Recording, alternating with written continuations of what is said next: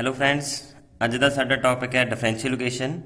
Differentiation master cadre ਦੇ paper ਲਈ important ਆ, ਕਿਉਂਕਿ ਅਗਰ ਮੈਂ ਗੱਲ ਕਰਾਂ ਪਿਛਲੇ 2 ਪੇਪਰਾਂ ਦੀ ਤਾਂ ਇਸ ਦੇ ਵਿੱਚੋਂ 8 ਤੋਂ ਲੈ ਕੇ 10 ਕੁਐਸਚਨਸ ਬਣ ਜਾਂਦੇ ਨੇ। ਤਾਂ ਡਿਫਰੈਂਸ਼ੀਏਸ਼ਨ ਨੂੰ ਅਸੀਂ 2 ਪਾਰਟਸ ਦੇ ਵਿੱਚ ਡਿਵਾਈਡ ਕਰਕੇ ਡਿਸਕਸ ਕਰਾਂਗੇ। ਪਹਿਲਾਂ +2 ਲੈਵਲ ਦੀ ਡਿਫਰੈਂਸ਼ੀਏਸ਼ਨ, ਇਸ ਤੋਂ ਬਾਅਦ ਗ੍ਰੈਜੂਏਸ਼ਨ ਦੀ ਡਿਫਰੈਂਸ਼ੀਏਸ਼ਨ। ਇਸ ਦੇ ਵਿੱਚ ਅਸੀਂ ਕਵਰ ਕਰਾਂਗੇ +2 ਲੈਵਲ ਦੀ ਡਿਫਰੈਂਸ਼ੀਏਸ਼ਨ ਦੇ ਵਿੱਚ ਡਿਫਰੈਂਸ਼ੀਏਸ਼ਨ ਦੀ ਡੈਫੀਨੇਸ਼ਨ, ਡਿਗਰੀ, ਟਾਈਪਸ ਤੇ linear, non linear solutions and exact differentiations. ਤੇ ਇਸ ਤੋਂ ਬਾਅਦ ਅਸੀਂ ਹਾਇਰ ਆਰਡਰ ਡਿਫਰੈਂਸ਼ੀਏਸ਼ਨ ਦੀ ਗੱਲ ਕਰਾਂਗੇ। ਤਾਂ ਸਭ ਤੋਂ ਪਹਿਲਾਂ ਅਸੀਂ ਡੈਫੀਨੇਸ਼ਨ ਸਮਝ ਲੈਂਦੇ ਹਾਂ ਵੀ ਡਿਫਰੈਂਸ਼ੀਏਸ਼ਨ ਕੀ ਹੁੰਦੀ ਹੈ। ਤਾਂ ਕੋਈ ਵੀ ਇਕੁਏਸ਼ਨ ਜਿਹਦੇ ਵਿੱਚ ਡੇਰੀਵੇਟਿਵ ਇਨਵੋਲਵ ਹੋਵੇ ਕਿਸੇ ਅਨਨਾਊਨ ਫੰਕਸ਼ਨ ਦਾ ਵਿਦ ਰਿਸਪੈਕਟ ਟੂ ਕਿਸੇ ਇੰਡੀਪੈਂਡੈਂਟ ਵੇਰੀਏਬਲ, ਤਾਂ ਉਹ ਕੀ ਹੁੰਦੀ ਹੈ? ਡਿਫਰੈਂਸ਼ੀਏਸ਼ਨ। ਤਾਂ ਇੱਕ ਹੋਰ ਡੈਫੀਨੇਸ਼ਨ ਦੇਖ ਲੈਂਦੇ ਹਾਂ। Differential equation is a equation that relates one or more function and their derivative. ਮਤਲਬ ਬੇਸਿਕ ਇਹੀ ਹੈ ਗੱਲ ਵੀ ਇਕੁਏਸ਼ਨ ਹੋਵੇ ਤੇ ਪਲੱਸ ਡੇਰੀਵੇਟਿਵ ਹੋਵੇ, ਠੀਕ ਹੈ। ਤੇ ਇਸ ਦੀਆਂ ਕੁਝ ਐਗਜ਼ਾਮਪਲਸ ਕਰ ਲੈਂਦੇ ਹਾਂ। y plus dy upon dx equal to 5x। ਇਹ ਡਿਫਰੈਂਸ਼ੀਅਲ ਇਕੁਏਸ਼ਨ ਹੈ ਕਿਉਂਕਿ ਇਹਦੇ ਵਿੱਚ ਇਕੁਅਲ ਟੂ ਦਾ ਸਾਈਨ ਪਿਆ ਜਿਹੜਾ ਕਿ ਇਸ ਨੂੰ ਇਕੁਏਸ਼ਨ ਬਣਾਏਗਾ ਤੇ ਨਾਲ ਇਹਦਾ ਡੇਰੀਵੇਟਿਵ ਪਿਆ, ਠੀਕ ਹੈ। ਤਾਂ ਹੁਣ ਇੱਥੇ ਇੱਕ ਗੱਲ ਹੈ ਵੀ ਵਿਦ ਰਿਸਪੈਕਟ ਟੂ ਕਿਹਦੇ ਹੋ ਰਿਹਾ ਇੱਥੇ ਡੇਰੀਵੇਟਿਵ? x। ਤਾਂ ਹੋ ਸਕਦਾ ਇੱਕ ਤੋਂ ਜ਼ਿਆਦਾ ਵੇਰੀਏਬਲ ਵਿਦ ਰਿਸਪੈਕਟ ਵੀ ਡੇਰੀਵੇਟਿਵ ਹੋ ਸਕਦਾ, ਜਿਵੇਂ ਕਿ ਮੈਂ ਇੱਥੇ ਐਗਜ਼ਾਮਪਲ ਲਿਖ ਲੈਣਾ ਹੋਰ। dy upon dx y square is equal to dx upon dt। ਤਾਂ ਇੱਥੇ ਵਿਦ ਰਿਸਪੈਕਟ ਟੂ x ਵੀ ਹੋ ਰਿਹਾ, t ਵੀ ਹੋ ਰਿਹਾ। ਤਾਂ ਇੰਡੀਪੈਂਡੈਂਟ ਵੇਰੀਏਬਲ ਇੱਕ ਤੋਂ ਜ਼ਿਆਦਾ ਹੋ ਸਕਦੇ ਨੇ, ਠੀਕ ਹੈ। ਤਾਂ ਅਲੱਗ ਰਿਪਰੈਜ਼ੈਂਟ ਕਰਨ ਦਾ ਵੇ ਹੈ ਡਿਫਰੈਂਸ਼ੀਅਲ ਇਕੁਏਸ਼ਨ ਨੂੰ। y double dash plus 2y dash is equal to x square plus sine x। ਇਸ ਦੇ ਵਿੱਚ ਸੈਕੰਡ ਆਰਡਰ ਦੇ ਡੇਰੀਵੇਟਿਵ ਵੀ ਇਨਵੋਲਵ ਨੇ। ਤਾਂ ਡੇਰੀਵੇਟਿਵ ਹੋਵੇ ਬਸ ਇਕੁਏਸ਼ਨ ਹੋਵੇ, ਡਿਫਰੈਂਸ਼ੀਅਲ ਇਕੁਏਸ਼ਨ ਬਣ ਜਾਂਦੀ। ਇਸ ਤੋਂ ਬਾਅਦ ਜਿਹੜੀ ਡਿਫਰੈਂਸ਼ੀਅਲ ਇਕੁਏਸ਼ਨ ਹੁੰਦੀ ਆ ਉਹ 2 ਟਾਈਪਸ ਦੀ ਹੁੰਦੀ ਹੈ। ਇੱਕ ਆਰਡੀਨਰੀ ਡਿਫਰੈਂਸ਼ੀਅਲ ਇਕੁਏਸ਼ਨ, ਇੱਕ ਪਾਰਸ਼ਲ ਡਿਫਰੈਂਸ਼ੀਅਲ ਇਕੁਏਸ਼ਨ, ਠੀਕ ਹੈ। ਦੋਨਾਂ ਦੇ ਵਿੱਚ ਫਰਕ ਸਮਝਦੇ ਆਪਾਂ ਕੀ ਹੁੰਦਾ। ਤਾਂ ਜਿਹੜੀ ਆਰਡੀਨਰੀ ਡਿਫਰੈਂਸ਼ੀਅਲ ਇਕੁਏਸ਼ਨ ਹੁੰਦੀ ਹੈ, ਜਦੋਂ ਉਹਦੇ ਵਿੱਚ ਕੋਈ ਵੀ ਇਹੋ ਜਿਹੀ ਡਿਫਰੈਂਸ਼ੀਅਲ ਇਕੁਏਸ਼ਨ ਜਿਹਦੇ ਵਿੱਚ ਸਿਰਫ ਇੱਕ ਹੀ ਇੰਡੀਪੈਂਡੈਂਟ ਵੇਰੀਏਬਲ ਹੋਵੇ, ਠੀਕ ਹੈ, ਉਹ ਕਿਹੜੀ ਹੁੰਦੀ ਹੈ? Ordinary differential equation. ਜਿਵੇਂ ਮੈਂ ਐਗਜ਼ਾਮਪਲ ਲੈ ਲੈਂਦਾ, ਦੇਖੋ with respect to independent variable ਦਾ ਮਤਲਬ ਜਿਵੇਂ ਇਹਦੇ ਵਿੱਚ ਇੰਡੀਪੈਂਡੈਂਟ ਵੇਰੀਏਬਲ ਕੀ ਹੈ? x। ਤਾਂ ਇੱਥੇ ਡੇਰੀਵੇਟਿਵ ਕਿਹਦੇ ਵਿਦ ਰਿਸਪੈਕਟ ਟੂ ਹੋ ਰਿਹਾ? ਸਿਰਫ x ਦੇ ਹੋ ਰਿਹਾ ਨਾ। ਤਾਂ ਸਿਰਫ ਇੱਕ ਵੇਰੀਏਬਲ ਇਹਦੇ ਵਿੱਚ ਇੰਡੀਪੈਂਡੈਂਟ ਆ ਤੇ ਇਹ ਡਿਫਰੈਂਸ਼ੀਅਲ ਇਕੁਏਸ਼ਨ ਕੀ ਆ? ਆਰਡੀਨਰੀ ਡਿਫਰੈਂਸ਼ੀਅਲ ਇਕੁਏਸ਼ਨ ਹੈ। ਅਗਰ ਮੈਂ ਇਹਦੇ ਵਿੱਚ ਗੱਲ ਕਰਾਂ ਤਾਂ ਇਹਦੇ ਵਿੱਚ ਕੀ ਹੈ? 2 ਵਾਰੀ ਡੇਰੀਵੇਟਿਵ ਹੋਇਆ, ਲੇਕਿਨ ਹੋਇਆ ਤਾਂ ਵਿਦ ਰਿਸਪੈਕਟ ਟੂ x ਹੀ ਹੈ। ਇੱਥੇ ਵੀ ਵਿਦ ਰਿਸਪੈਕਟ ਟੂ x ਹੋਇਆ, ਇੱਥੇ ਵੀ ਵਿਦ ਰਿਸਪੈਕਟ ਟੂ x ਹੋਇਆ। ਤੇ ਇਹ ਵੀ ਕੀ ਹੈ ਸਾਡੇ ਕੋਲੇ? Ordinary differential equation. ਅਗਰ ਮੈਂ ਇਹ ਐਗਜ਼ਾਮਪਲ ਦੀ ਗੱਲ ਕਰਾਂ, ਇੱਥੇ ਵਿਦ ਰਿਸਪੈਕਟ ਟੂ x ਵੀ ਡੇਰੀਵੇਟਿਵ ਹੋਇਆ, ਇੱਥੇ ਵਿਦ ਰਿਸਪੈਕਟ ਟੂ y ਵੀ ਹੋਇਆ, ਤਾਂ ਇਹ ਸਾਡੇ ਕੋਲੇ ਆਰਡੀਨਰੀ ਡਿਫਰੈਂਸ਼ੀਅਲ ਇਕੁਏਸ਼ਨ ਨਹੀਂ, ਕਿਉਂਕਿ ਇੰਡੀਪੈਂਡੈਂਟ ਵੇਰੀਏਬਲ 2 ਨੇ ਤੇ ਸਾਡੇ ਕੋਲੇ ਡਿਫਰੈਂਸ਼ੀਅਲ ਇਕੁਏਸ਼ਨ ਜਿਹੜੀ ਹੈਗੀ ਆਰਡੀਨਰੀ ਨਹੀਂ। ਅਗਰ ਮੈਂ ਪਾਰਸ਼ਲ ਡਿਫਰੈਂਸ਼ੀਅਲ ਇਕੁਏਸ਼ਨ ਦੀ ਗੱਲ ਕਰਾਂ ਤਾਂ ਜਿਹੜੀ ਡਿਫਰੈਂਸ਼ੀਅਲ ਇਕੁਏਸ਼ਨ ਦੇ ਵਿੱਚ ਮੋਰ ਦੈਨ 1 ਇੰਡੀਪੈਂਡੈਂਟ ਵੇਰੀਏਬਲ ਹੋਣ, ਮਤਲਬ ਵਿਦ ਰਿਸਪੈਕਟ ਟੂ ਡੇਰੀਵੇਟਿਵ ਜਿਹੜਾ ਕੀਤਾ ਹੋਇਆ ਇੱਕ ਤੋਂ ਜ਼ਿਆਦਾ ਵੇਰੀਏਬਲ ਨਾਲ ਕੀਤਾ ਹੋਵੇ, ਠੀਕ ਹੈ, ਤਾਂ ਉਹ ਸਾਡੇ ਲਈ ਕੀ ਹੁੰਦੀ ਹੈ? Partial differential equation. ਜਿਵੇਂ ਐਗਜ਼ਾਮਪਲ ਲਿਖੀ ਹੈ ਮੈਂ ਇੱਥੇ ਵਿਦ ਰਿਸਪੈਕਟ ਟੂ x ਵੀ ਹੈ, ਵਿਦ ਰਿਸਪੈਕਟ ਟੂ y ਵੀ ਹੈ। ਪਾਰਸ਼ਲ ਡੇਰੀਵੇਟਿਵ ਆਪਾਂ ਕਿਉਂ ਯੂਜ਼ ਕਰਦੇ ਹਾਂ? ਕਿਉਂਕਿ ਜਦੋਂ ਆਪਾਂ ਮੰਨ ਲਓ z ਹੈ ਕੋਈ, ਠੀਕ ਹੈ, ਉਹ ਕਿਹਦਾ ਫੰਕਸ਼ਨ ਹੈ? x ਦਾ ਵੀ ਹੈ, y ਦਾ ਵੀ ਹੈ। ਜਦੋਂ ਮੈਂ ਐਵੇਂ ਲਿਖਦਾ ਕਰਲ z ਅਪੋਨ ਕਰਲ x, ਤਾਂ ਇਹਦਾ ਇਹ ਮਤਲਬ ਹੋਇਆ ਵੀ z ਦਾ ਜਦੋਂ ਮੈਂ ਡੇਰੀਵੇਟਿਵ ਕਰਨਾ ਵਿਦ ਰਿਸਪੈਕਟ ਟੂ x, ਉਦੋਂ ਮੈਂ x ਹੀ ਵੇਰੀਏਬਲ ਲੈ ਕੇ ਚੱਲਣਾ, ਜਿਹੜੇ ਬਾਕੀ ਰਹਿ ਗਿਆ ਵੇਰੀਏਬਲ y ਉਹ ਮੇਰੇ ਲਈ ਕੌਨਸਟੈਂਟ ਹੋਏਗਾ, ਠੀਕ ਹੈ। ਤਾਂ ਕਰਕੇ ਆਪਾਂ ਇਹ ਨੋਟੇਸ਼ਨ ਨਹੀਂ ਯੂਜ਼ ਕਰਦੇ, ਕਰਲ ਯੂਜ਼ ਕਰਦੇ ਹਾਂ, ਕਿਉਂਕਿ ਬਾਕੀ ਐਸ ਇਟ ਇਜ਼ ਸਾਡਾ ਕੌਨਸਟੈਂਟ ਹੁੰਦਾ। ਤੇ ਇਹ ਸੀ ਇਹਦੀਆਂ ਟਾਈਪਸ। ਸਾਡੇ ਲਈ ਅਸੀਂ ਸਿਰਫ ਪਾਰਸ਼ਲ ਆਰਡੀਨਰੀ ਡਿਫਰੈਂਸ਼ੀਅਲ ਇਕੁਏਸ਼ਨ ਕਰਾਂਗੇ, ਕਿਉਂਕਿ ਪਾਰਸ਼ਲ ਡਿਫਰੈਂਸ਼ੀਅਲ ਇਕੁਏਸ਼ਨ ਸਾਡੇ ਸਿਲੇਬਸ ਦੇ ਵਿੱਚ ਨਹੀਂ ਹੈਗੀ। ਇਸ ਨਾਲ ਰਿਲੇਟਡ ਕੁਝ ਇਕੁਏਸ਼ਨਸ ਕਰਾਂਗੇ ਜਿਹੜੀਆਂ ਐਜ਼ ਇਟ ਇਜ਼ ਸਾਡੇ ਤੋਂ ਪੁੱਛੀਆਂ ਜਾਂਦੀਆਂ ਨੇ। ਇਸ ਤੋਂ ਬਾਅਦ ਅਸੀਂ ਡਿਫਰੈਂਸ਼ੀਅਲ ਇਕੁਏਸ਼ਨ ਨੂੰ 2 ਪਾਰਟਸ ਦੇ ਵਿੱਚ ਪੜ੍ਹਦੇ ਹਾਂ, ਇੱਕ ਲੀਨੀਅਰ ਡਿਫਰੈਂਸ਼ੀਅਲ ਇਕੁਏਸ਼ਨ, ਇੱਕ ਨॉन ਲੀਨੀਅਰ ਡਿਫਰੈਂਸ਼ੀਅਲ ਇਕੁਏਸ਼ਨ। ਤਾਂ ਲੀਨੀਅਰ ਡਿਫਰੈਂਸ਼ੀਅਲ ਇਕੁਏਸ਼ਨ ਜਦੋਂ ਵੀ ਅਸੀਂ ਚੈੱਕ ਕਰਨੀ ਹੈ ਤਾਂ 3 ਕੰਡੀਸ਼ਨਸ ਅਸੀਂ ਚੈੱਕ ਕਰਿਆ ਕਰਾਂਗੇ ਕਿਸੇ ਵੀ ਇਕੁਏਸ਼ਨ ਦੀਆਂ ਵੀ ਉਹ ਲੀਨੀਅਰ ਹੈ ਕਿ ਨਹੀਂ, ਨॉन ਲੀਨੀਅਰ ਹੈ, ਠੀਕ ਹੈ। ਤਾਂ ਲੀਨੀਅਰ ਲਈ ਪਹਿਲੀ ਕੰਡੀਸ਼ਨ ਕੀ ਹੈ? The power of each of the differential coefficient ਮਤਲਬ derivative and the dependent variable ਮਤਲਬ y। ਤਾਂ ਕੀ ਹੋਣਾ ਚਾਹੀਦਾ? ਉਹਦੀ ਪਾਵਰ ਕੀ ਹੋਣੀ ਚਾਹੀਦੀ ਹੈ? 1 ਹੋਣੀ ਚਾਹੀਦੀ ਹੈ, ਠੀਕ ਹੈ। ਮਤਲਬ ਡੇਰੀਵੇਟਿਵ ਦੀ ਪਾਵਰ 1 ਤੋਂ ਜ਼ਿਆਦਾ ਨਹੀਂ ਹੋਣੀ ਚਾਹੀਦੀ, ਨਾ ਹੀ ਡਿਪੈਂਡੈਂਟ ਵੇਰੀਏਬਲ ਮਤਲਬ y ਦੀ ਪਾਵਰ 1 ਤੋਂ ਜ਼ਿਆਦਾ ਹੋਣੀ ਚਾਹੀਦੀ ਹੈ। ਜਿਵੇਂ ਇਹਦੇ ਵਿੱਚ ਦੇਖੀਏ ਆਪਾਂ ਐਗਜ਼ਾਮਪਲ ਦੇ ਵਿੱਚ, ਇਹਦੇ ਵਿੱਚ y ਦੀ ਪਾਵਰ ਦੇਖੋ ਕਰਨੀ ਹੈ, ਡਿਪੈਂਡੈਂਟ ਵੇਰੀਏਬਲ ਦੀ ਪਾਵਰ ਕਰਨੀ ਹੈ 1 ਤੋਂ ਜ਼ਿਆਦਾ ਨਾ, ਤਾਂ ਇਹ ਲੀਨੀਅਰ ਡਿਫਰੈਂਸ਼ੀਅਲ ਇਕੁਏਸ਼ਨ ਨਹੀਂ ਹੈਗੀ। ਤਾਂ ਹੋਰ ਦੇਖੋ ਅਗਰ ਇਹ ਨਾ ਵੀ ਹੁੰਦਾ ਤਾਂ ਵੀ ਇਹ ਲੀਨੀਅਰ ਨਹੀਂ ਡਿਫਰੈਂਸ਼ੀਅਲ ਇਕੁਏਸ਼ਨ ਬਣਨੀ ਸੀ, ਕਿਉਂਕਿ ਇਹਦੇ ਡੇਰੀਵੇਟਿਵ ਆ ਨਾ, ਜਿਹੜਾ ਡੇਰੀਵੇਟਿਵ ਆ ਡਬਲ ਡੇਰੀਵੇਟਿਵ, ਇਹਦੀ ਪਾਵਰ 1 ਤੋਂ ਜ਼ਿਆਦਾ ਪਈ ਹੈ। ਤਾਂ ਡੇਰੀਵੇਟਿਵ ਦੀ ਤੇ ਡਿਪੈਂਡੈਂਟ ਵੇਰੀਏਬਲ ਮਤਲਬ y ਦੀ ਪਾਵਰ 1 ਤੋਂ ਜ਼ਿਆਦਾ ਹੋਣੀ ਨਹੀਂ ਚਾਹੀਦੀ। ਤਾਂ ਦੂਸਰੀ ਕੰਡੀਸ਼ਨ ਕੀ ਹੈ?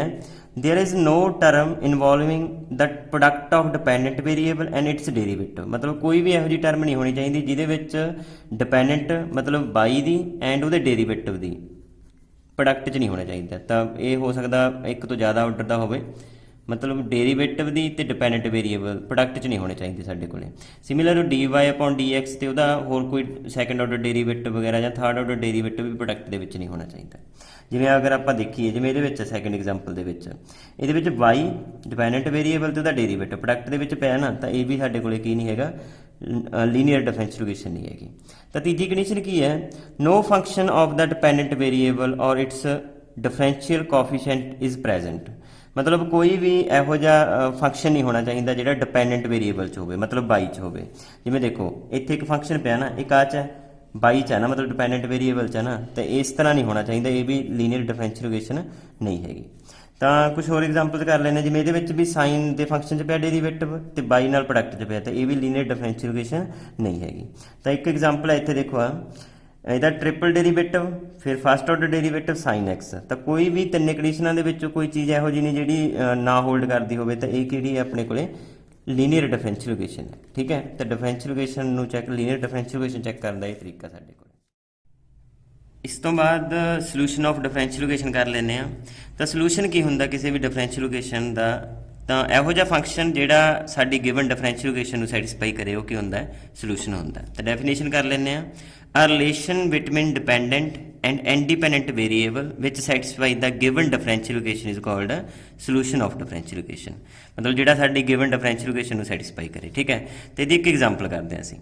ਤੇ ਮੇਰੇ ਕੋਲ ਹੈ dy/dx is equal to 2√y। ਤਾਂ ਅਗਰ ਮੈਂ ਇਹਨੂੰ y ਵਾਲੀ ਇੱਕ ਸਾਈਡ ਲੈ ਕੇ ਜਾਵਾਂ ਟਰਮ ਨੂੰ, ਤਾਂ ਇਹ ਬਣ ਜਾਏਗਾ 1/√y dy is equal to dx। ਉਹ ਸਾਈਡ ਇੰਟੀਗ੍ਰੇਸ਼ਨ ਕਰ ਲਾਂਗਾ ਮੈਂ, ਤੇ ਬਣ ਜਾਏਗਾ, ਇਹਦੀ ਇੰਟੀਗ੍ਰੇਸ਼ਨ ਬਣ ਜਾਏਗੀ y⁴ 1/2 upon 1/2 is equal to 2x plus c। ਤੇ ਬਣ ਜਾਏਗਾ 2√y is equal to 2x plus c। अगर मैं बोथ साइड स्केयरिंग करा तो बन जाएगा 4y is equal to 2x plus c दा होल स्केयर। तो y इक्वल टू की आ गया 1/4 2x plus c दा होल स्केयर। तो c की है ये आर्बिट्रेरी कॉन्स्टेंट। तो ये मेरे को सोल्यूशन आ गया जो मैं गिवन डिफरेंशिएशन लई सी। तो इस तरह अगर मैं c की वैल्यू में कुछ रखा, अगर मैं 1 रखा तो मेरे को बहुत सारे सोल्यूशन इसके बन जाएंगे। ठीक है, अगर मैं c की वैल्यू 2 रखा तो कोई होर मेरे को सोल्यूशन बन जाएगा। तो इस तरह इनफाइनेटली मैनी सोल्यूशन बन जाएंगे इस डिफरेंशिएशन से। जिमें जिमें मैं c वेरी करावां उस तरह सोल्यूशनस ऑबटेन हो जाएंगे। तो इस बेस से असी सोल्यूशनस को 3 पार्ट्स के डिवाइड करते हैं। पहला है जनरल सोल्यूशन, दूसरा है पार्टिकुलर सोल्यूशन, तो तीसरा है सिंगुलर सोल्यूशन। जनरल सोल्यूशन किहड़ा हुंदा है, ਜਿਹੜੇ ਸੋਲੂਸ਼ਨ ਦੇ ਵਿੱਚ ਉਨੇ ਹੀ ਆਰਬਿਟਰੇਰੀ ਕਨਸਟੈਂਟ ਹੋਣ ਜਿੰਨਾ ਉਸ ਡਿਫਰੈਂਸ਼ੀਏਸ਼ਨ ਦਾ ਆਰਡਰ ਹੈ। ਜਿਵੇਂ ਕਿ ਮੈਂ ਜਿਹੜੀ ਐਗਜ਼ਾਮਪਲ ਲਈ ਸੀ, ਇਹਦੇ ਵਿੱਚ ਜਨਰਲ ਸੋਲੂਸ਼ਨ ਕੀ ਹੋਏਗਾ, ਇਹ y ਦੀ ਵੈਲਿਊ ਜੋ ਮਿਲੀ ਹੈ ਸਾਨੂੰ, ਇਹ ਜਨਰਲ ਸੋਲੂਸ਼ਨ ਹੋਏਗਾ ਕਿਉਂਕਿ ਇਹਦੇ ਵਿੱਚ ਕੀ ਹੈ, ਆਰਬਿਟਰੇਰੀ ਕਨਸਟੈਂਟ ਹੈ। ਜਦੋਂ ਮੈਂ ਆਰਬਿਟਰੇਰੀ ਕਨਸਟੈਂਟ ਦੀ ਕੋਈ ਪਾਰਟੀਕੂਲਰ ਵੈਲਿਊ ਰੱਖ ਦਿਆਂ, ਜਿਹੜਾ ਸੋਲੂਸ਼ਨ ਆਬਟੇਨ ਹੁੰਦਾ ਉਸ ਨੂੰ ਬੋਲਦੇ ਨੇ ਪਾਰਟੀਕੂਲਰ ਸੋਲੂਸ਼ਨ। ਜਿਵੇਂ ਇਹ ਪਾਰਟੀਕੂਲਰ ਸੋਲੂਸ਼ਨ ਹੋ ਗਿਆ, ਇਹ ਪਾਰਟੀਕੂਲਰ ਸੋਲੂਸ਼ਨ ਹੋ ਗਿਆ। ਅਗਰ ਮੈਂ c ਦੀ ਕੋਈ ਵੈਲਿਊ ਹੋਰ ਰੱਖਦਾ ਉਹ ਪਾਰਟੀਕੂਲਰ ਸੋਲੂਸ਼ਨ ਹੋ ਗਿਆ। मतलब ਜਿਹੜਾ ਪਾਰਟੀਕੂਲਰ ਸੋਲੂਸ਼ਨ ਹੁੰਦਾ ਉਹ ਜਨਰਲ ਸੋਲੂਸ਼ਨ ਦੀ ਆਬਟੇਨ ਹੁੰਦਾ ਜਦੋਂ ਅਸੀਂ c ਦੀ ਕੋਈ ਪਾਰਟੀਕੂਲਰ ਵੈਲਿਊ ਰੱਖ ਦਿੰਦੇ ਹਾਂ। ਇਸ ਤੋਂ ਬਾਅਦ ਹੈ ਸਿੰਗੂਲਰ ਸੋਲੂਸ਼ਨ। ਸਿੰਗੂਲਰ ਸੋਲੂਸ਼ਨ ਕਿਹੜਾ ਹੁੰਦਾ, ਜਿਹੜਾ ਅਸੀਂ ਜਨਰਲ ਸੋਲੂਸ਼ਨ ਤੋਂ ਆਬਟੇਨ ਨਹੀਂ ਕਰਦੇ। ਕਿਉਂਕਿ ਦੇਖੋ ਬਹੁਤ ਸਾਰੇ ਸੋਲੂਸ਼ਨ ਨੇ ਇਹਦੇ c ਦੀਆਂ ਵੈਲਿਊਜ਼ ਰੱਖ ਕੇ, ਤਾਂ ਕੀ ਇਹੀ ਸੋਲੂਸ਼ਨ ਨੇ, ਇਸ ਤੋਂ ਬਿਨਾਂ ਕੋਈ ਹੋਰ ਸੋਲੂਸ਼ਨ ਹੋ ਸਕਦਾ ਡਿਫਰੈਂਸ਼ੀਏਸ਼ਨ ਦਾ? ਬਿਲਕੁਲ ਹੋ ਸਕਦਾ ਹੈ। अगर मैं y इज इक्वल टू 0 इस डिफरेंशिएशन के पुट करा तो इन्हू सैटिस्फाई करता, लैफ्ट हैंड साइड भी 0 बन जूगी, y की वैल्यू 0 रख के राइट हैंड साइड भी 0 बन जाएगी। इसका मतलब y इज इक्वल टू 0 भी इसका सोल्यूशन है, पर यह सोल्यूशन साडे जनरल सोल्यूशन तो नहीं obtain होया। मैं c की कोई भी वैल्यू रखा, मैनू y इक्वल टू 0 तो नहीं मिलेगा ना, c कोई भी रियल नंबर रख दो y इज इक्वल टू 0 तो नहीं बनेगा। तो यदा मतलब जो y is equal to 0 solution है वो अपना कितों नहीं obtain होया, जनरल सोल्यूशन तो नहीं obtain होया। तो यह किहड़ा सोल्यूशन है, सिंगुलर सोल्यूशन। डिफरेंशिएशन किस तरह बनाई जाती है, किस तो बनती है, तो वो असीं डिस्कस करते हैं। तो फॉर्मेशन ऑफ डिफरेंशिएशन नाल रिलेटेड एक क्वेश्चन साडा पेपर दे विच बनता है। तो जो भी डिफरेंशिएशन बनाई जाती है वो फैमिली ऑफ कर्व्स तो बनाई जाती है। ठीक है, मैं एक एग्जाम्पल लैंदा, जिवें y is equal to mx है। ठीक है, अगर मैं m की वैल्यू नूं 1 रखा तो y is equal to x आ गया। अगर मैं m की वैल्यू नूं 2 रखा तो ये मेरे को आ जाएगा 2x। अगर मैं m की वैल्यू नूं 3 रखा ये बन जाएगा y is equal to 3x। तो अगर मैं ग्राफ ड्रॉ करा इहदा तो y is equal to x की लाइन होएगी कोई ना कोई। ठीक है, तो y is equal to 2x की कोई ना कोई लाइन होएगी, इस तरह y इज इक्वल टू 3 की कोई ना कोई लाइन होएगी। अगर मैं m की वैल्यू कोई नैगेटिव पुट करता तो वो कोई ना कोई लाइन होएगी। मतलब बहुत सारिया लाइन्स ऑबटेन हो जाएगियां। ਤੇ ਇੱਕ ਫੈਮਿਲੀ ਬਣ ਜੂ ਲਾਈਨਸ ਦੀ, ਠੀਕ ਹੈ। ਤਾਂ ਇਸ ਫੈਮਿਲੀ ਤੋਂ ਹੀ ਅਸੀਂ ਡਿਫਰੈਂਸ਼ੀਅਲ ਇਕੁਏਸ਼ਨ ਬਣਾਉਣੇ ਆ। ਜਿਵੇਂ ਮੈਂ ਇਸ ਦੀ ਮੈਂ ਡਿਫਰੈਂਸ਼ੀਅਲ ਇਕੁਏਸ਼ਨ ਬਣਾਉਣਾ, ਜਿਵੇਂ ਮੇਰੇ ਕੋਲ y ਇਜ਼ ਇਕੁਅਲ ਟੂ ਕੀ ਹੈ mx ਹੈ, ਤਾਂ ਕੌਨਸਟੈਂਟ ਕਿੰਨੇ ਇਹਦੇ ਵਿੱਚ 1, ਤਾਂ ਮੈਂ ਇੱਕ ਵਾਰੀ ਡੈਰੀਵੇਟਿਵ ਕਰਕੇ ਇਹਦਾ ਡਿਫਰੈਂਸ਼ੀਅਲ ਇਕੁਏਸ਼ਨ ਬਣਾਵਾਂਗਾ। ਤਾਂ ਇਹਦਾ ਡੈਰੀਵੇਟਿਵ ਕਰਾਂਗਾ ਤਾਂ ਇਹ ਬਣ ਜਾਏਗਾ dy/dx is equal to m, x ਦਾ x ਕੌਨਸਟੈਂਟ ਹੈ 1 ਬਣ ਜਾਏਗਾ। ਤਾਂ dy/dx ਦੀ ਵੈਲੂ ਕਿੰਨੀ ਹੈਗੀ m। ਅਗਰ ਮੈਂ ਇਹ m ਦੀ ਵੈਲੂ ਅਗੇਨ ਇਹਦੇ ਵਿੱਚ ਪੁੱਟ ਕਰਦੇ ਹਾਂ ਤਾਂ ਇਹ ਬਣ ਜਾਏਗਾ y is equal to dy/dx is equal to into x। ਤਾਂ ਇੱਕ ਡਿਫਰੈਂਸ਼ੀਅਲ ਇਕੁਏਸ਼ਨ ਬਣ ਗਈ। ਕਿੰਨੇ ਆਰਡਰ ਦੀ ਡਿਫਰੈਂਸ਼ੀਅਲ ਇਕੁਏਸ਼ਨ ਬਣੀ ਹੈ 1 ਆਰਡਰ ਦੀ। ਕਿਉਂ? ਕਿਉਂਕਿ ਇਹਦੇ ਵਿੱਚ ਇੱਕ ਹੀ ਕੌਨਸਟੈਂਟ ਸੀ ਆਰਬਿਟਰੀ।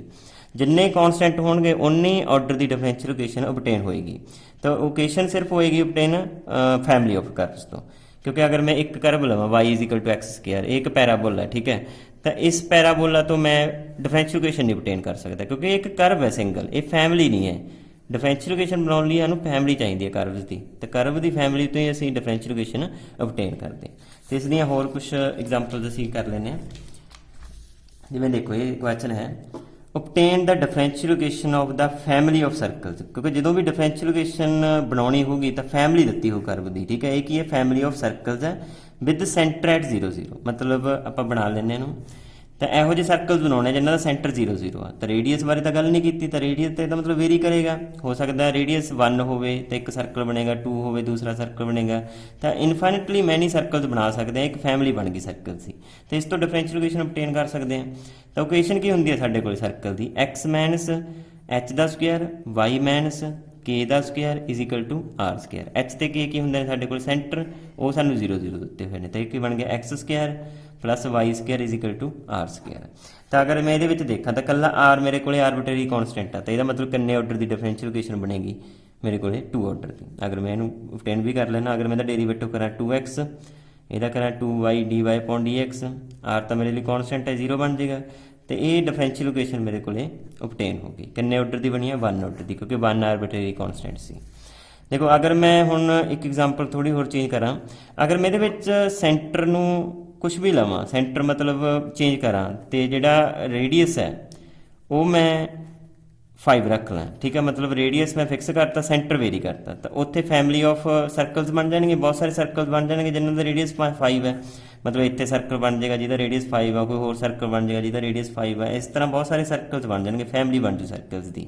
ਤਾਂ ਇਹਦੀ ਡਿਫਰੈਂਸ਼ੀਅਲ ਇਕੁਏਸ਼ਨ ਕਿਵੇਂ ਬਣਾਵਾਂਗੇ? x ਮਾਈਨਸ h ਦਾ ਸਕੁਅਰ y ਮਾਈਨਸ k ਦਾ ਸਕੁਅਰ ਇਜ਼ ਇਕੁਅਲ ਟੂ 5 ਦਾ ਸਕੁਅਰ, ਕਿਉਂਕਿ ਰੇਡੀਅਸ ਤਾਂ 5 ਹੈ। ਹੁਣ ਇਹਦੇ ਵਿੱਚ ਆਰਬਿਟਰੀ ਕੌਨਸਟੈਂਟ ਮੇਰੇ ਕੋਲ ਕੀ ਨੇ? 2। ਤਾਂ ਇਹਦਾ 2 ਵਾਰੀ ਡੈਰੀਵੇਟਿਵ ਕਰਕੇ ਮੈਂ ਡਿਫਰੈਂਸ਼ੀਅਲ ਇਕੁਏਸ਼ਨ ਓਬਟੇਨ ਕਰਾਂਗਾ। ਇੱਕ ਹੋਰ ਐਗਜ਼ਾਮਪਲ ਆਪਾਂ ਇਸ ਦੇ ਨਾਲ ਦੀ ਕਰ ਲੈਂਦੇ ਹਾਂ, ਜਿਹਦੇ ਵਿੱਚ ਹੈ ਫੋਰ ਦਾ differential equations representing the family of curves y is equal to mx plus c where m and c are arbitrary constant। ਦੇਖੋ ਇਹਦੇ ਵਿੱਚ ਆਰਬਿਟਰੀ ਕੌਨਸਟੈਂਟ ਕਿੰਨੇ ਨੇ ਸਾਡੇ ਕੋਲੇ? 2। ਇਹਦਾ ਮਤਲਬ ਇਹ 2 ਆਰਡਰ ਦੀ ਡਿਫਰੈਂਸ਼ੀਅਲ ਇਕੁਏਸ਼ਨ ਬਣੇਗੀ। ਤਾਂ ਇਹਦਾ ਡੈਰੀਵੇਟਿਵ ਕਰ ਲੈਂਦੇ ਹਾਂ ਪਹਿਲਾਂ ਆਪਾਂ ਫਸਟ ਟਾਈਮਸ dy/dx। ਅਗਰ ਮੈਂ ਇਹਦਾ ਡੈਰੀਵੇਟਿਵ ਕਰਾਂ ਇਹ ਬਣ ਜਾਏਗਾ m। ਤਾਂ ਅਗਰ ਮੈਂ ਇਹਦਾ ਇੱਕ ਵਾਰ ਹੋਰ ਡੈਰੀਵੇਟਿਵ ਕਰਾਂ ਤਾਂ ਮੇਰੇ ਕੋਲੇ ਜੋ m ਹੈ ਉਹ ਵੀ ਰਿਮੂਵ ਹੋ ਜਾਏਗਾ, ਮਤਲਬ ਐਲੀਮੀਨੇਟ ਹੋ ਜਾਏਗਾ, ਠੀਕ ਹੈ। ਤਾਂ ਇਹ ਮੇਰੇ ਕੋਲੇ 2 ਆਰਡਰ ਦੀ ਡਿਫਰੈਂਸ਼ੀਅਲ ਇਕੁਏਸ਼ਨ ਬਣ ਗਈ, ਕਿਉਂਕਿ ਆਰਬਿਟਰੀ ਕੌਨਸਟੈਂਟ ਸੀ ਤਾਂ ਮੈਂ 2 ਵਾਰੀ ਡੈਰੀਵੇਟਿਵ ਇਹਦਾ ਕਰ ਸਕਦਾ ਸੀ, ਤੇ ਇਹ ਡਿਫਰੈਂਸ਼ੀਅਲ ਇਕੁਏਸ਼ਨ ਬਣ ਗਈ। ਤਾਂ ਇਸ ਤੋਂ ਬਾਅਦ ਅਸੀਂ ਸਟਾਰਟ ਕਰਦੇ ਹਾਂ first order and fast degree the differential equation, ਠੀਕ ਹੈ। ਤਾਂ ਇਸ ਨੂੰ ਕਿਸ ਤਰ੍ਹਾਂ ਸੋਲਵ ਕੀਤਾ ਜਾਂਦਾ, ਇਸ ਦੇ ਕਿਸ ਤਰ੍ਹਾਂ ਅਸੀਂ ਸੋਲੂਸ਼ਨ ਫਾਈਂਡ ਆਊਟ ਕਰਦੇ ਹਾਂ ਸਿੱਖਦੇ ਹਾਂ। ਤਾਂ ਕੁਝ ਟਾਈਪਸ ਦੇ ਵਿੱਚ ਕਰਾਂਗੇ। ਤਾਂ ਪਹਿਲੀ ਟਾਈਪ ਸਾਡੀ ਹੈ ਇਕੁਏਸ਼ਨ ਇਨ ਵੇਰੀਏਬਲ ਸੈਪਰੇਬਲ ਫਾਰਮ। ਅਗਰ ਦੇਖੋ ਆਪਣੇ ਕੋਲ ਡਿਫਰੈਂਸ਼ੀਅਲ ਇਕੁਏਸ਼ਨ ਇਸ ਫਾਰਮ ਦੀ ਹੁੰਦੀ ਹੈ ਫਸਟ ਆਰਡਰ ਫਸਟ ਡਿਗਰੀ ਦੀ, ਠੀਕ ਹੈ। ਅਗਰ ਤਾਂ ਉਹਦੇ ਵੇਰੀਏਬਲ ਆ ਜਿਹੜੇ, ਮਤਲਬ x ਅਲੱਗ ਹੋ ਜੇ y ਅਲੱਗ ਹੋ ਜੇ, ਤਾਂ ਉਹ ਵੇਰੀਏਬਲ ਸੈਪਰੇਬਲ ਦੀ ਟਾਈਪ, ਠੀਕ ਹੈ। ਐਗਜ਼ਾਮਪਲ ਹੈ dy/dx is equal to 1 plus x into y। ਸਾਨੂੰ ਪਤਾ ਦੇਖੋ ਜਿਹੜਾ x ਦਾ ਫੰਕਸ਼ਨ ਹੈ ਉਹ ਅਲੱਗ ਪਿਆ, y ਦਾ ਅਲੱਗ ਪਿਆ, ਤੇ ਇਹਨੂੰ ਅਸੀਂ ਲਿਖ ਸਕਦੇ ਹਾਂ, ਸੋਲਵ ਕਰ ਸਕਦੇ ਹਾਂ ਵੇਰੀਏਬਲ ਸੈਪਰੇਬਲ ਕਰਕੇ। ਤੇ ਬਣ ਜਾਏਗਾ 1/y dy is equal to 1 plus x dx। ਤਾਂ ਇਸ ਨੂੰ ਮੈਂ ਸੋਲਵ ਕਰਾਇਆ ਬਣ ਜਾਏਗਾ log of y is equal to ਬਹੁਤ ਸਾਈਡ ਇੰਟੀਗ੍ਰੇਸ਼ਨ ਕਰ ਲਾਂਗੇ ਅਸੀਂ, ਤੇ ਬਣ ਜਾਏਗਾ x ਪਲੱਸ x ਸਕੁਅਰ ਬਾਈ 2 ਪਲੱਸ c। ਤੇ ਇਹ ਮੇਰੇ ਕੋਲ ਸੋਲੂਸ਼ਨ ਆ ਗਿਆ ਇਸ ਡਿਫਰੈਂਸ਼ੀਅਲ ਇਕੁਏਸ਼ਨ ਦਾ, ਠੀਕ ਹੈ। ਤੇ ਇਹ ਸੀ ਸਾਡੀ ਫਸਟ ਟਾਈਪ। ਇਸ ਤੋਂ ਬਾਅਦ ਅਸੀਂ ਟਾਈਪ ਸੈਕਿੰਡ ਕਰ ਲੈਂਦੇ ਹਾਂ। ਇਸ ਦੇ ਵਿੱਚ ਕਈ ਵਾਰ ਕੀ ਹੁੰਦਾ, ਕਈ ਡਿਫਰੈਂਸ਼ੀਅਲ ਇਕੁਏਸ਼ਨਸ ਨੂੰ ਸਾਨੂੰ ਰਿਡਿਊਸ ਕਰਨਾ ਪੈਂਦਾ ਵੇਰੀਏਬਲ ਸੈਪਰੇਬਲ ਦੇ ਵਿੱਚ, ਠੀਕ ਹੈ। ਤਾਂ ਜਿਵੇਂ ਕੋਈ ਡਿਫਰੈਂਸ਼ੀਅਲ ਇਕੁਏਸ਼ਨ ਇਸ ਤਰ੍ਹਾਂ ਦੀ ਹੈ, ਠੀਕ ਹੈ, ਤਾਂ ਇਹਦੇ ਵਿੱਚ ਸਾਨੂੰ ਕੀ ਕਰਨਾ ਪੈਂਦਾ, ax plus by plus c ਨੂੰ ਕੋਈ ਵੇਰੀਏਬਲ ਪੁੱਟ ਕਰਨਾ ਪੈਂਦਾ ਤਾਂ ਕਿ ਜਿਹੜੀ ਸਾਡੀ ਡਿਫਰੈਂਸ਼ੀਅਲ ਇਕੁਏਸ਼ਨ ਆ ਉਹ ਵੇਰੀਏਬਲ ਸੈਪਰੇਬਲ ਫਾਰਮ 'ਚ ਕਨਵਰਟ ਹੋ ਜੇ, ਠੀਕ ਹੈ। ਤਾਂ ਹੁਣ ਮੈਂ ਇੱਕ ਐਗਜ਼ਾਮਪਲ ਕਰਦਾ ਇਹਦੀ, ਇਹ ਹੈਗਾ dy/dx is equal to cos of x plus y। ਤਾਂ ਇਹਨੂੰ ਮੈਂ ਅਲੱਗ-ਅਲੱਗ ਕਰਕੇ ਨਹੀਂ ਲਿਖ ਸਕਦਾ, ਤਾਂ ਇਸ ਲਈ ਮੈਨੂੰ ਇਸ ਦੀ ਹੈਲਪ ਲੈਣੀ ਪਏਗੀ। ਤਾਂ ਮੈਨੂੰ ਕੀ ਕਰਨਾ ਪਊ, x plus y ਨੂੰ ਕੋਈ ਵੇਰੀਏਬਲ ਪੁੱਟ ਕਰਨਾ ਪਊ, ਮੰਨ ਲਓ z, ਠੀਕ ਹੈ। ਤਾਂ ਅਗਰ ਇਹਦਾ ਮੈਂ ਡੈਰੀਵੇਟਿਵ ਕਰਾਂ, ਬਣ ਜਾਏਗਾ 1 dy/dx is equal to dz/dx। ਤਾਂ dy/dx ਦੀ ਵੈਲਿਊ ਇੱਥੋਂ ਕਿੰਨੀ ਆ ਗਈ, dz/dx -1।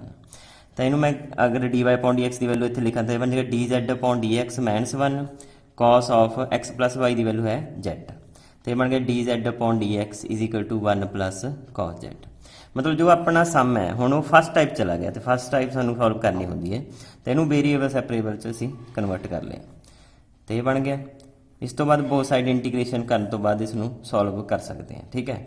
ਤਾਂ ਇਸ ਤੋਂ ਬਾਅਦ ਹੈ ਸਾਡੀ ਥਰਡ ਟਾਈਪ, ਇਹ ਹੈ ਹੋਮੋਜੀਨੀਅਸ ਇਕੁਏਸ਼ਨਸ ਨਾਲ। ਤਾਂ ਹੋਮੋਜੀਨੀਅਸ ਇਕੁਏਸ਼ਨ ਕੀ ਹੁੰਦੀਆਂ ਨੇ, ਅਗਰ dy/dx is equal to function of x y ਤੇ ਇੱਕ ਹੋਰ ਫੰਕਸ਼ਨ ਹੈ g x of y, ਠੀਕ ਹੈ। ਤਾਂ ਅਗਰ f ਵੀ ਹੋਮੋਜੀਨੀਅਸ ਫੰਕਸ਼ਨ ਹੈ, g ਵੀ ਹੋਮੋਜੀਨੀਅਸ ਫੰਕਸ਼ਨ ਹੈ, ਤਾਂ ਉਸ ਨੂੰ ਕਹਿੰਦੇ ਨੇ ਹੋਮੋਜੀਨੀਅਸ ਇਕੁਏਸ਼ਨ ਆਫ ਫਸਟ ਡਿਗਰੀ, ਠੀਕ ਹੈ, ਫਸਟ ਆਰਡਰ। ਤਾਂ ਪਹਿਲਾਂ ਅਸੀਂ ਹੋਮੋਜੀਨੀਅਸ ਫੰਕਸ਼ਨ ਸਮਝ ਲੈਂਦੇ ਹਾਂ। ਹੋਮੋਜੀਨੀਅਸ ਫੰਕਸ਼ਨ ਕੀ ਹੁੰਦਾ, ਕੋਈ ਵੀ ਫੰਕਸ਼ਨ ਜਿਸ ਨੂੰ ਅਸੀਂ ਇਸ ਤਰ੍ਹਾਂ ਲਿਖ ਸਕਦੇ ਹੋਈਏ, ਠੀਕ ਹੈ, ਤਾਂ ਉਹ ਕਿਹੜਾ ਹੁੰਦਾ, ਹੋਮੋਜੀਨੀਅਸ ਫੰਕਸ਼ਨ। ਜਿਵੇਂ ਮੈਂ ਐਗਜ਼ਾਮਪਲ ਕਰਦਾ, ਇਹ ਫੰਕਸ਼ਨ ਆ ਮੇਰੇ ਕੋਲ x² + y², ਦੋ ਵੇਰੀਏਬਲ 'ਚ ਹੈ। ਤਾਂ ਅਗਰ ਮੈਂ ਇਹਦੇ ਵਿੱਚੋਂ x² ਕਾਮਨ ਨਿਕਾਲਾਂ ਤਾਂ ਇਹ ਬਣ ਜਾਏਗਾ 1/y/x ਦਾ ਹੋਲ ਸਕੁਅਰ। ਤੇ ਇਹ ਬਣ ਗਿਆ x² f of y/x type ਦਾ ਬਣ ਗਿਆ ਨਾ, ਇੱਥੇ ਕੋਈ ਹੋਰ ਫੰਕਸ਼ਨ ਲੈ ਲੈਣਾ ਕਿਉਂਕਿ f ਤਾਂ ਅਸੀਂ ਪਹਿਲਾਂ ਹੀ ਲੈ ਚੁੱਕੇ ਹਾਂ। ਤਾਂ ਫੰਕਸ਼ਨ ਨੂੰ ਮੈਂ ਇਸ ਟਾਈਪ 'ਚ ਲਿਖਤਾ, ਤਾਂ ਇਹ ਮੇਰੇ ਕੋਲ ਕਿਹੜਾ ਫੰਕਸ਼ਨ ਬਣ ਗਿਆ, ਹੋਮੋਜੀਨੀਅਸ ਫੰਕਸ਼ਨ ਬਣ ਗਿਆ ਆਫ ਡਿਗਰੀ 2। ਜਿੰਨੀ ਇੱਥੇ ਪਾਵਰ ਹੋਵੇ ਉਹ ਡਿਗਰੀ ਹੁੰਦੀ ਹੈ, ਜਿਵੇਂ ਇੱਥੇ n ਆ ਤਾਂ n ਡਿਗਰੀ ਦਾ ਹੋਮੋਜੀਨੀਅਸ ਫੰਕਸ਼ਨ ਹੈ। ਤਾਂ ਇੱਕ ਹੋਰ ਇਹਦਾ ਤਰੀਕਾ ਹੈ ਦੇਖਣ ਦਾ ਹੋਮੋਜੀਨੀਅਸ ਫੰਕਸ਼ਨ, ਅਗਰ ਸਾਰੀ ਟਰਮਸ ਦਾ ਜਿੰਨੀ ਵੀ ਇਕੁਏਸ਼ਨ ਹੈ ਉਹਦੇ ਵਿੱਚ ਹਰ ਇੱਕ ਟਰਮ ਦੀ ਅਗਰ ਡਿਗਰੀ ਸੇਮ ਆ ਤਾਂ ਉਹ ਹੋਮੋਜੀਨੀਅਸ ਫੰਕਸ਼ਨ ਹੁੰਦਾ, ਠੀਕ ਹੈ। ਤਾਂ ਜਿਵੇਂ ਮੈਂ ਐਗਜ਼ਾਮਪਲ ਲੈਣਾ ਤੇ f of x y is equal to x² xy plus y², ਠੀਕ ਹੈ। ਹੁਣ ਇਸ ਟਰਮ ਦੀ ਡਿਗਰੀ ਕਿੰਨੀ ਹੈ, 2, ਇਸ ਟਰਮ ਦੀ ਡਿਗਰੀ ਕਿੰਨੀ ਹੈ, 2। ਅਗਰ ਮੈਂ ਇਸ ਟਰਮ ਦੀ ਡਿਗਰੀ ਦੇਖਾਂ ਤਾਂ ਇਹਦੀ ਵੀ 2 ਹੈ, ਕਿਉਂ, ਕਿਉਂਕਿ x ਦੀ ਪਾਵਰ ਵੀ 1 ਹੈ, y ਦੀ ਪਾਵਰ ਵੀ 1 ਹੈ, ਤਾਂ ਇਹਦੀ ਵੀ ਡਿਗਰੀ ਕਿੰਨੀ ਹੋਗੀ, 2। ਤਾਂ ਇਹ ਕੀ ਹੈ ਸਾਡੇ ਕੋਲੇ, ਹੋਮੋਜੀਨੀਅਸ ਫੰਕਸ਼ਨ। ਅਗਰ ਹਰ ਇੱਕ ਟਰਮ ਦੀ ਡਿਗਰੀ ਸੇਮ ਹੋਵੇ ਤਾਂ ਉਹ ਹੋਮੋਜੀਨੀਅਸ ਫੰਕਸ਼ਨ ਹੁੰਦਾ। ਤਾਂ ਹੋਮੋਜੀਨੀਅਸ ਡਿਫਰੈਂਸ਼ੀਅਲ ਇਕੁਏਸ਼ਨ ਨੂੰ ਕਿਸ ਤਰ੍ਹਾਂ ਸੋਲਵ ਕੀਤਾ ਜਾਂਦਾ ਉਹ ਦੇਖ ਲੈਂਦੇ ਅਸੀਂ। ਤਾਂ ਆਪਾਂ ਕੋਈ ਐਗਜ਼ਾਮਪਲ ਲੈ ਲੈਂਦੇ ਇਸ ਦੀ, ਇਹ ਹੈਗੀ ਹੈ dy/dx is equal to x² + y² xy। ਦੇਖੋ ਉੱਪਰ ਵੀ ਹੋਮੋਜੀਨੀਅਸ ਫੰਕਸ਼ਨ ਹੈ ਕਿਉਂਕਿ ਹਰ ਇੱਕ ਦੀ ਡਿਗਰੀ 2 ਹੈ, ਤੇ ਨੀਚੇ ਵੀ ਹੋਮੋਜੀਨੀਅਸ ਫੰਕਸ਼ਨ ਹੈ, ਹਰ ਇੱਕ ਦੀ ਡਿਗਰੀ 2 ਹੈ। ਮਤਲਬ ਹਰ ਇੱਕ ਡਿਗਰੀ ਦਾ ਮਤਲਬ ਹਰ ਸਾਰੀ ਜਿਹੜੀ ਟਰਮ ਹੈ ਉਹਦੀ ਡਿਗਰੀ 2 ਹੈ, ਠੀਕ ਹੈ। ਤਾਂ ਇਸ ਨੂੰ ਕਿਵੇਂ ਸੋਲਵ ਕਰ ਦਿੰਦੇ ਹਾਂ, ਆਪਾਂ y ਨੂੰ ਕੀ ਪੁੱਟ ਕਰ ਦਿੰਦੇ ਹਾਂ, vx। ਤਾਂ ਇਹਦਾ ਡੈਰੀਵੇਟਿਵ ਕਰੀਏ ਬਣ ਜਾਏਗਾ dy/dx is equal to v + x dv/dx। ਤਾਂ ਅਗਰ ਮੈਂ ਇੱਥੇ ਪੁੱਟ ਕਰਾਂ ਇਹ ਬਣ ਜਾਏਗਾ v + x dv/dx x² + y ਦੀ ਵੈਲਿਊ ਕਿੰਨੀ ਹੈ, bx। ਇੱਥੇ ਪੁੱਟ ਕਰ ਦਾਂਗੇ ਇਹ ਬਣ ਜਾਏਗਾ vx ਦਾ ਹੋਲ ਸਕੁਅਰ, x y ਦੀ ਵੈਲਿਊ ਕਿੰਨੀ ਹੈ, bx। ਤਾਂ v + x dv/dx x² ਚੋਂ ਨਿਕਲ ਜਾਏਗਾ ਕਾਮਨ, ਤਾਂ ਅੰਦਰ ਰਹਿ ਜਾਏਗਾ 1 + v² vx²। ਤਾਂ x² ਨਾਲ x² ਇੱਥੇ ਕੈਂਸਲ ਹੋ ਜਾਏਗਾ, ਇਹ ਬਣ ਜਾਏਗਾ v + x dv/dx is equal to 1 + v²/v। ਤਾਂ v ਨੂੰ ਮੈਂ ਰਾਈਟ ਹੈਂਡ ਸਾਈਡ ਲੈ ਜਾਵਾਂਗਾ, ਇਹ ਬਣ ਜਾਏਗਾ x dv/dx is equal to 1 + v²/v - v। ਤੇ ਬਣ ਗਿਆ x dv/dx 1 + v² - v²/v। ਤੇ ਬਣ ਗਿਆ x dv/dx, ਇਹ ਕੈਂਸਲ ਹੋ ਜਾਏਗਾ, ਇਹ ਰਹਿ ਗਿਆ 1/v। ਤਾਂ ਹੁਣ ਦੇਖੋ ਇਫ ਅਗੇਨ ਜਿਹੜਾ ਹੈਗਾ ਫਸਟ ਟਾਈਪ ਦਾ ਕੁਐਸਚਨ ਬਣ ਗਿਆ, ਠੀਕ ਹੈ। ਇਹਨੂੰ ਵੇਰੀਏਬਲ ਸੈਪਰੇਬਲ ਕਰ ਸਕਦੇ ਹਾਂ ਅਸੀਂ। ਤਾਂ ਇਹ ਬਣ ਜਾਏਗਾ ਸਾਡੇ ਕੋਲੇ v dv 1/x dx, ਬੋਥ ਸਾਈਡ ਇੰਟੀਗ੍ਰੇਸ਼ਨ ਕਰ ਦਾਂਗਾ ਤੇ ਇਸ ਤੋਂ ਬਾਅਦ ਇਹ ਸੋਲਵ ਹੋ ਜਾਏਗਾ। ਤਾਂ ਮਤਲਬ ਇਹਦੇ ਵਿੱਚ ਵੀ ਅਸੀਂ ਉਹੀ ਚੀਜ਼ ਕੀਤੀ ਆ ਵੀ ਜਿਹੜਾ ਸਮ ਸੀ ਸਾਡਾ ਉਹ ਕਾਹ 'ਚ ਲੈ ਕੇ ਗਏ, ਅਸੀਂ ਵੇਰੀਏਬਲ ਸੈਪਰੇਬਲ 'ਚ ਲੈ ਕੇ ਗਏ। ਤਾਂ v ਦੀ ਵੈਲਿਊ ਜੋ ਪੁੱਟ ਕੀਤੀ ਸੀ ਤੇ ਪੁੱਟ ਕਰ ਦਿਆਂਗੇ, ਉਹ ਸਾਡੇ ਕੋਲੇ ਕੀ ਆ ਜਾਏਗਾ, ਸੋਲੂਸ਼ਨ ਮਿਲ ਜਾਏਗਾ। ਤੇ ਇਹ ਸਾਡੇ ਕੋਲੇ ਸੋਲੂਸ਼ਨ ਆ ਗਿਆ, ਠੀਕ ਹੈ। ਇਸ ਤੋਂ ਬਾਅਦ ਫੋਰਥ ਟਾਈਪ ਦੇ ਵਿੱਚ ਅਗਰ ਕੋਈ ਡਿਫਰੈਂਸ਼ੀਅਲ ਇਸ ਫਾਰਮ ਦੀ ਹੈ, ਮਤਲਬ dy/dx + p of x y is equal to q of x ਹੋਵੇ, ਤਾਂ ਇਸ ਨੂੰ ਕਿਸ ਤਰ੍ਹਾਂ ਸੋਲਵ ਕਰਦੇ ਆਪਾਂ ਡਿਸਕਸ ਕਰਦੇ ਹਾਂ, ਠੀਕ ਹੈ। ਤਾਂ ਇਸ ਲਈ ਪਹਿਲਾਂ ਸਾਨੂੰ ਕੱਢਣਾ ਪੈਂਦਾ ਇੰਟੀਗ੍ਰੇਟਿੰਗ ਫੈਕਟਰ। ਇਹ ਕਿਵੇਂ ਨਿਕਲਦਾ, e⁻p of x dx, ठीक है। ये कड्ढण तो बाद इस दी असीं बोथ साइड मल्टीप्लाई कर देने तो ये बन जाएगा e raise to power integration p of x d x d y d x plus integration p x d x p of x y, ठीक है।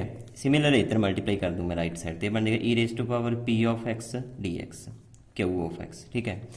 तो हुण देखो जी ये डिफरेंशियल ये लैफ्ट हैंड साइड है इनू मैं लिख सकदा derivative of e raise to power p of x d x into y is equal to right hand side as it is रह जाएगी। तो अगर मैं इसनू देखा तो ये की बन गया देखो ये एस्टेज रहेगी ਇਹਦਾ डेरीवेटिव करांगा वाई का d y upon d x बन जूगा। इस तो बाद की होएगा वाई एस्टेज रह जाएगा जो मैं ਇਹਦਾ डेरीवेटिव करांगा तो पहला ई का डेरीवेटिव तो सेम ही रह जाता। इस तो बाद ਇਹਦਾ डेरीवेटिव करांगे इंटीग्रेशन खत्म हो जूगी, ये रह जू पी एक्स। तो मतलब मैं इसनू इस तरह लिख सकदा, ठीक है। तो इस तो बाद सानू पता डेरीवेटिव नू अगर मैं इधरली साइड लेके जावांगे बन जाएगी इंटीग्रेशन, मतलब दोनों पासे इंटीग्रेशन करांगा तो ये बन जाएगी e raise to power p of x d x y is equal to integration of e p x d x q of x d x, ठीक है। तो इनू मैं की लिट किया सीगा आई एफ मतलब इंटीग्रेटिंग फैक्टर, मैं दी थां ते इंटीग्रेटिंग फैक्टर लिख सकदा I F y is equal to integration of ਇਹਦੀ जगह ਤੇ मैं लिख सकदा I F q x d x. तो इस दी इंटीग्रेशन कर दूँगा मैं सॉल्व आ जाएगा, मतलब बाई की वैल्यू आ जाएगी, ठीक है। तो ये साडे कोले प्रोसैस होंदा सॉल्व करने का। तो इनू एक एग्जाम्पल नाल समझ लेने ज़्यादा क्लीयर हो जाएगी गल। तो साडे कोले एग्जाम्पल है 1 plus x square d y upon d x plus 2x y is equal to 4x square. तो जो भी सॉल्व करन लगना पहला d y upon d x का कोएफिशिएंट असीं 1 बनावांगे, तो इसलिए असीं 1 प्लस एक्स स्क्वायर तीन कर देंगे डिवाइड। तो ये बन जाएगा साडे कोले 4x square 1 plus x square. अगर मैं इसनूं कंपेयर करा इस नाल d y upon d x p of x y is equal to q of x, तो पी एक्स की वैल्यू मेरे को करनी आ गई 2x upon 1 plus x square तो क्यू एक्स की वैल्यू करनी आ गई 4x square upon 1 plus x square. तो हुण इनू सॉल्व करने लिए पहले मैनू इंटीग्रेटिंग फैक्टर कढ़ना पेगा, वो की होंदा e raise to power integration p of x d x. तो यह बन जाएगा e raise to power p x की वैल्यू मेरे को करनी है 2x upon 1 plus x square d x. तो हम मैंने पता है डेरीवेटिव उपर पे इंटीग्रेशन हो जाएगी e raise to power log of 1 plus x square. तो ये बन जाएगा 1 प्लस एक्स स्क्वायर। तो डायरैक्ट अगर यदा मैं सलूशन लिखा तो यह होंदा y into integrating factor integration of integrating factor into q of x d x plus constant. तो वाई एस टी रह जाएगा इंटीग्रेटिंग फैक्टर आया साढ़े को 1 plus x square is equal to integrating factor है 1 plus x square into q x की साढ़े को 4x square upon 1 plus x square d x plus C. तो बस हम इसकी इंटीग्रेशन कर देंगे असी, ये हो जाएगा कैंसल, ये रह जाएगा 4x square d x plus C, ये बन जाएगा साढ़े को 4x cube upon cube plus C. तो ये मेरे को सलूशन आ गया इस डिफरेंशियल इक्वेशन का, ठीक है। तो ये साढ़े को प्रोसैस ही सॉल्व करता। इस तो बाद असी 5th टाइप कर लें। ਇਹਦੇ ਵਿੱਚ ਕੀ ਹੈ ਸਾਡੇ ਕੋਲੇ अगर डिफरेंशियल इक्वेशन ਨੂੰ ਰਿਡਿਊਸ ਕਰਨਾ ਪਵੇ ਲੀਨੀਅਰ ਫਾਰਮ ਦੇ ਵਿੱਚ, मतलब अगर डिफरेंशियल इक्वेशन कोई इस फॉर्म ਦੀ ਹੈ dy upon dx plus p of x y is equal to q of x into y raise to power n। देखो पहਲਾਂ ਵਾਲੀ डिफरेंशियल इक्वेशन ਨਾਲੋਂ ਕੀ ਫਰਕ ਹੈ ਇਹਦੇ ਵਿੱਚ y raise to power n extra, क्योंकि ਉਹਦੇ ਵਿੱਚ ਤਾਂ ਸਿਰਫ ਇੰਨਾ ਕੁ ਸੀ, ਠੀਕ ਹੈ, ਇੰਨੀ ਕੁ डिफरेंशियल इक्वेशन ਸੀ। ਤਾਂ इस डिफरेंशियल इक्वेशन का पहला तो ਅਸੀਂ ਨਾਂ याद रख लीए, ਇਹਦਾ नाम है बर्नौलीज़ डिफरेंशियल इक्वेशन, ठीक है। 1 मार्क्स के क्वेश्चन लिए इंपॉर्टेंट है, ਇਹਦਾ नाम डायरैक्ट पूछा जाता अपने तो पेपर के ਵਿੱਚ। ਤਾਂ ਇਸ ਨੂੰ ਕਿਵੇਂ ਸੋਲਵ ਕਰਨਾ ਹੈ, ਸਭ ਤੋਂ ਪਹਿਲਾਂ ਅਸੀਂ y रेस टू पावर जो n है एक्स्ट्रा इस ਨੂੰ डिवाइड कर ਦਿੰਦੇ ਹਾਂ ਅਸੀਂ। तो ये बन जाएगा अगर मैं डिवाइड करा y raise to power n ਤੇ, तो ये बन जू 1 upon y raise to power n dy upon dx plus px y upon y raise to power n q of x into y raise to power n upon y raise to power n. तो ये बन गया y raise to power minus n d y upon d x plus एक y cancel हो जाएगी, ये बन जाएगा p of x raise to power y minus n minus 1 q of x, ठीक है, y n raise to power y n नाल cancel हो जाएगा। तो इनू अगर मैं होर भी आसान करके लिखाएगा बन जाएगा y raise to power minus n d y upon d x y raise to power n minus n plus 1 p of x is equal to q of x। ਤਾਂ ਇਸ ਨੂੰ ਸੋਲਵ ਕਰਨ ਲਈ ਮੈਂ ਕੀ ਕਰੂੰਗਾ, ਇਹਨੂੰ ਪੁੱਟ ਕਰ ਦੂੰਗਾ y ਰੇਸ ਟੂ ਪਾਵਰ ਜੋ ਇੱਥੇ ਕੋਐਫੀਸ਼ੀਐਂਟ ਹੋਏਗਾ px ਦਾ, ਮਤਲਬ y raise to power minus n plus 1 ਨੂੰ ਮੈਂ v ਪੁੱਟ ਕਰ ਦਾਂਗਾ।